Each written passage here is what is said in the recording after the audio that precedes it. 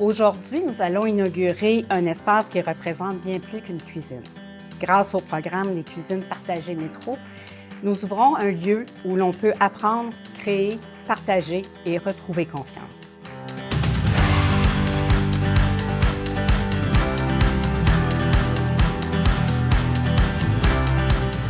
Je tiens vraiment à féliciter Initium. Je dois le dire, puis je dis pas ça à toutes les inaugurations, mais ça a été un projet qui était incontournable pour nous quand on l'a évalué avec le comité. Donc, je tiens à vous féliciter, puis on a bien hâte de voir ce que vous allez faire de beau dans cette cuisine.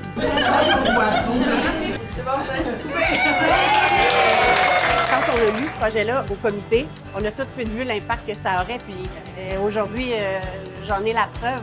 C'est beau, c'est grand, ça peut faire tellement plus que simplement un petit comptoir, tu sais. Puis, alors, fait qu'on le voit beaucoup dans plusieurs organismes, mais Initium, c'est un de nos coups de cœur.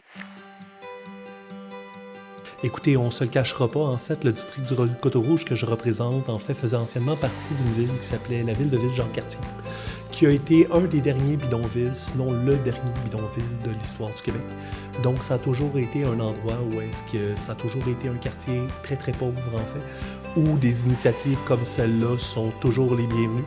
Je vous dirais qu'un petit peu le travail de tout le monde ici, les gens de métro, en fait, les gens de Jean Coutu, les gens de Super C, les gens des banques alimentaires du Québec, votre apport est absolument essentiel dans un milieu comme celui-ci, en fait.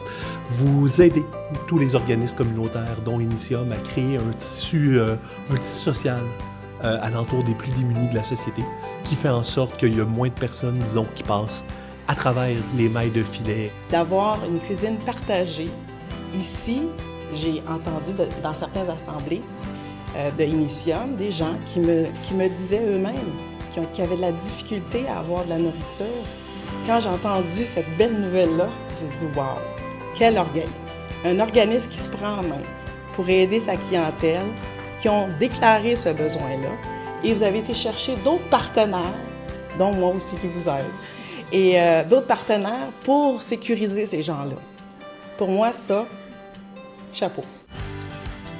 On se demandait chez Métro comment on peut avoir un impact encore plus concret, faire plus et faire mieux. Et en consultant les membres de Banque alimentaire du Québec, donc les moissons et les membres associés et les organismes aussi que les moissons représentent, bien, le besoin était criant d'avoir des installations professionnelles pour accueillir encore plus de gens et accueillir encore plus d'organismes. Et c'est ça la beauté de la cuisine partagée Métro, c'est qu'elle permet d'être partagée avec plusieurs organismes et pour en faire bénéficier le plus de gens possible. Les cuisines partagées Métro sont là pour rester. Comme on est à la 3e édition, mais il y en aura d'autres. On continue à développer en Ontario. Notre ambition, c'est carrément de créer un réseau communautaire de cuisine partagée Métro, puis vraiment de laisser un leg là, dans les communautés où on est présent.